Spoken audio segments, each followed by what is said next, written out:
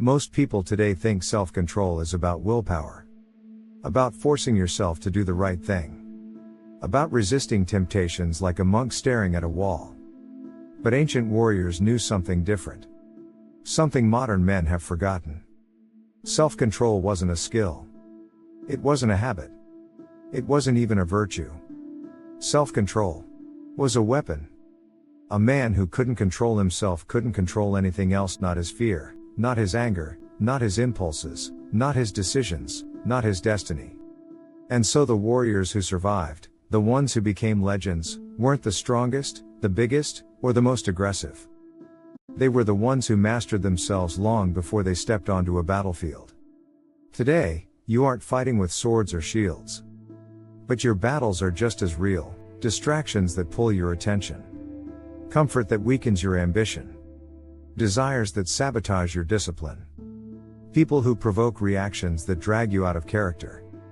This is why ancient warrior philosophy matters now more than ever. Because the modern world is designed to fracture your focus, inflame your impulses, and steal your discipline. And without self-control, a man becomes unpredictable. To himself.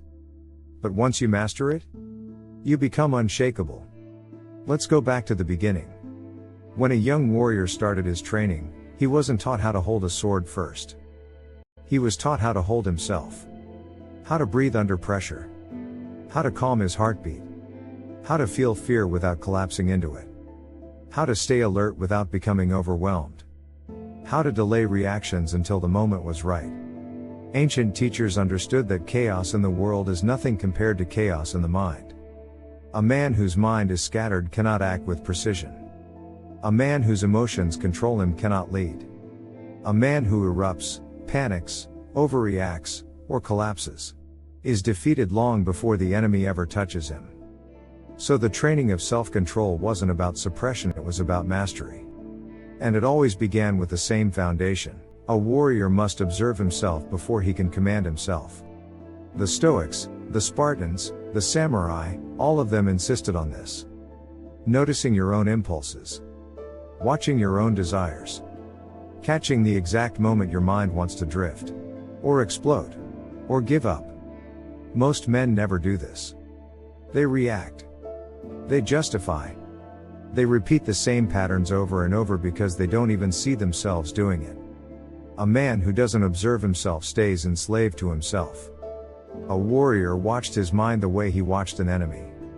Studying every movement. Every shift. Every weakness. Not to shame it. But to understand it. Because only what you understand can be controlled. Then came the second stage, voluntary discomfort. Modern people run from discomfort as if it's poison. Ancient warriors ran toward it. Cold mornings. Brutal training. Long fasts.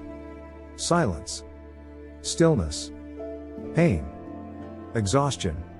Repetition until their bodies trembled. Not because they loved suffering, but because they knew comfort weakens the mind. A man who needs comfort cannot command himself. He becomes a hostage of his environment. His mood, his productivity, his discipline, all of it crumbles the moment life stops being pleasant. But a man who willingly faces discomfort builds an inner structure that nothing can collapse. If you can endure discomfort by choice, you can endure adversity without choice. And that is why warriors were feared. Their minds were harder to break than their bodies. The next stage was something even more powerful, and even more rare today, emotional restraint. Not suppression. Restraint. The difference is simple. Suppression hides emotion until it bursts. Restraint channels emotion into direction. A warrior felt anger, but didn't let it blind him. Felt fear, but didn't let it freeze him. Felt desire, but didn't let it distract him. Felt pain, but didn't let it define him. To the Stoics, the most dangerous man wasn't the one who felt nothing. It was the one who felt deeply and still remained in control. Today, men explode at small problems.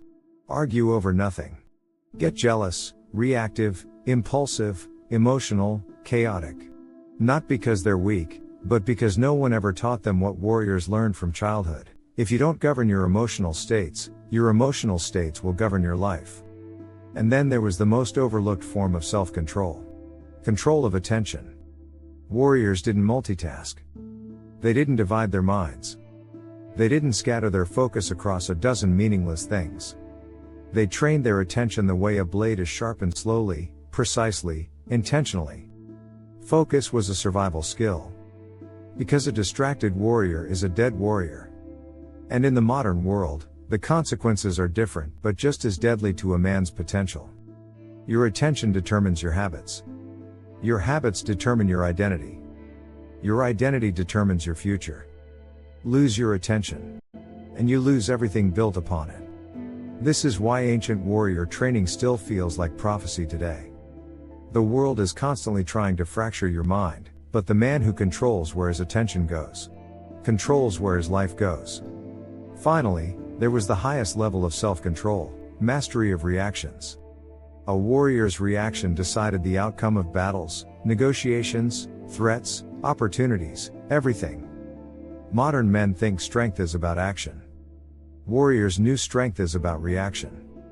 Anyone can swing wildly. Anyone can talk without thinking. Anyone can make impulsive choices. Anyone can get triggered, emotional, careless, reckless. But the man who reacts with intention instead of impulse, even when provoked, even when challenged, even when insulted, that man becomes untouchable. Because no one can manipulate him. No one can push him off center. No one can bait him into mistakes. No one can disturb his peace. A man who controls his reactions controls the outcome. This is why ancient generals, Stoic emperors, Spartan warriors, samurai swordsmen, all shared the same presence: calm, centered, focused, unmoving, patient, deliberate. Not because life was easy, but because they became harder than the chaos around them. And that's the part men forget today. Self-control isn't about being calm. It's about being capable. Capable of holding the line when others panic. Capable of staying disciplined when others quit. Capable of leading yourself when no one else is watching. Capable of acting from principle instead of impulse. Ancient warriors built unbreakable self-control because they understood a truth that still cuts deep. A man who conquers himself cannot be conquered by anything else. And the moment you begin training like they did, observing yourself, choosing discomfort, regulating emotion, defending your attention, mastering your reactions, you become someone the modern world isn't prepared for. A man who moves with intention. A man who acts without hesitation. A man who feels deeply but is ruled by nothing inside him. A man whose mind is stronger than his circumstances. And the man who has mastered himself is the closest thing to a warrior left in the modern age.